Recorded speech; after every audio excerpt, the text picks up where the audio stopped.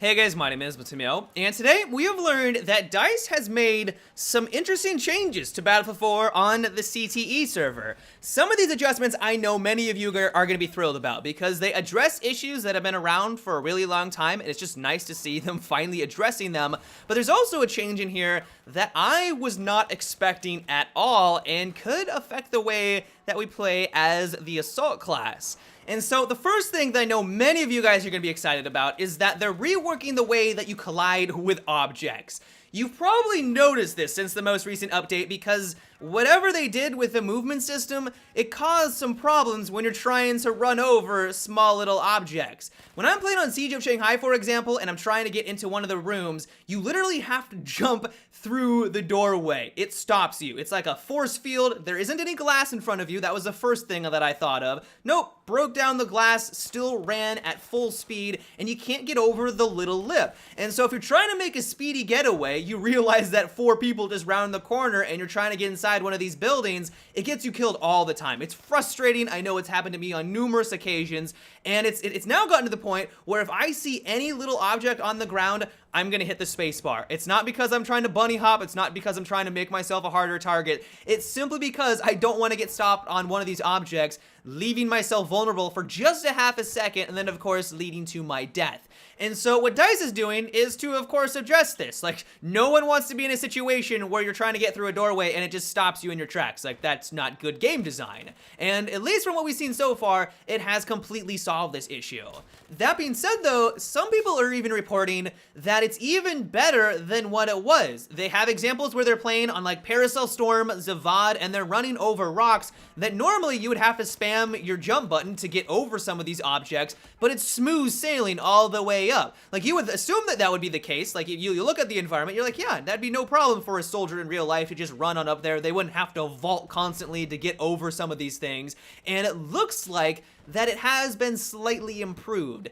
I'm crossing my fingers that that is the case. I personally am tired of spamming my jump button. I'm sure you guys as well, because Battlefield has basically conditioned me to spam that thing. It's ridiculous, and so I'm really hoping that not only does this update address the problems that just came up with the big patch update, but also maybe solve some of the environmental issues that we've had since the very beginning of the game. The one adjustment that I was not expecting in the slightest, like this thing came out of left field for me, is that the big medical bag for the Assault class is no longer going to heal you while you're suppressed.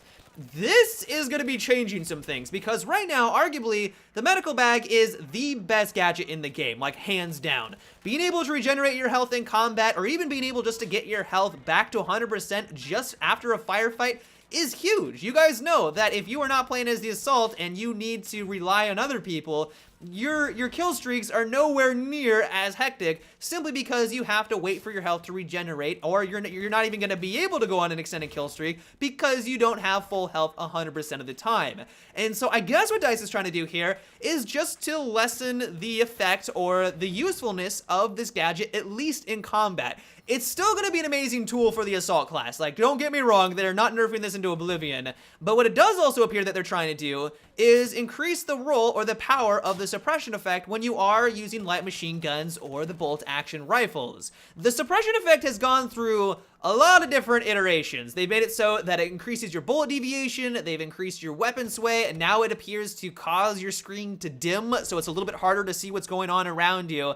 But I think what they want to do with this is make it so that if you are using a light machine gun and you want to have that supportive role, if you know that you and your buddies just put a bunch of bullets into your enemy that is just around a corner, you can sit in the backfield, maybe put your bipod down on one of the obstacles, and then just shoot a bunch of rounds near that corner, simply making it so that they can't peek their head out, but also if they had some damage done to them, they're not actually going to be able to regenerate their health. This will hopefully then give your teammates the opportunity to get a little bit closer, hopefully flank around, and then meet an enemy that normally would have been at full health, but because you're suppressing them and because of this new mechanic, they're just a quick couple of bullets away from being back at the spawn screen. I'm assuming that is what DICE is intending here. Admittedly, right now on the CTE, I haven't noticed too much of that. Maybe that's just simply because the effect isn't as large as a lot of people are expecting. Maybe it's just simply because a lot of people don't understand that that's the way that the mechanic works right now. But I'll be interested to see where DICE takes this in the next couple of weeks. Let me know what you guys think about this mechanic. Do you like the fact that the med bag is seeing a reduction in its power? It doesn't seem like it's a big reduction, but you know, a reduction all the same. And do you like the idea that the suppression effect is going to be a little bit better when you are fighting against assault players? Let me know down below. DICE is also making some small tweaks to the way a couple of the scopes work, and the one that I am loving right now are the adjustments to the red dot sight. You've probably noticed that if you look at any white object while using an RDS, the red dot component disappears. It could be snow, it could be the sun, or a really white object on the battlefield. Your reticle just completely disappears from your view, and to try to line up a kill when you don't even know where the red dot component of it makes things a little bit more challenging. I'm assuming that this is in preparation for the Final Stand DLC. Like 3 out of the 4 maps have snow on them, and if you are someone who prefers using the RDS, which is probably like 90% of the community, it get a little frustrating to not really have any idea as to what you are shooting at. I know that a couple of you out there might be a little disappointed by this news because you thought that this was a subtle way to get people to use a wider diversity of the scopes. It would be a drawback of using the popular red dot sight on some of these maps, so you'd have to rely more on like the ACOG scope, for example. And I can see where you're coming from. I get that viewpoint, but at the same time, from someone who just loves to use RDS, I really do appreciate this change. The flare scope is also receiving some loving, and now hopefully it won't be just completely useless on some of these maps. In the past, this was a mediocre attachment. You could activate it, and in some scenarios, it was great. Like if you had an enemy who was prone in some tall grass, or if they were in a bush, for example, you activated the scope and they would stick out like a sore thumb. But normally when you look down through this scope, everything was washed out in white, and so trying to identify what was an enemy or what was just some hot object on the battlefield was really difficult because everything was white. Like, it was a little bit too absurd. And so with this patch, what DICE has done is added a little bit more contrast. Here, for example, is what we're used to, a normal battlefield, and here is the CTE version of things. The cars are white, there are a couple objects out there that are nice and bright, but for the most part, the environment is a nice dark gray. And so if an enemy is anywhere near that, they're gonna stick out like a sore thumb. It's going to be fantastic. And so I now can see with these adjustments making this attachment a hell of a lot better than it was in the past, simply because you can now distinguish what is an enemy or what is some random hot object on the battlefield.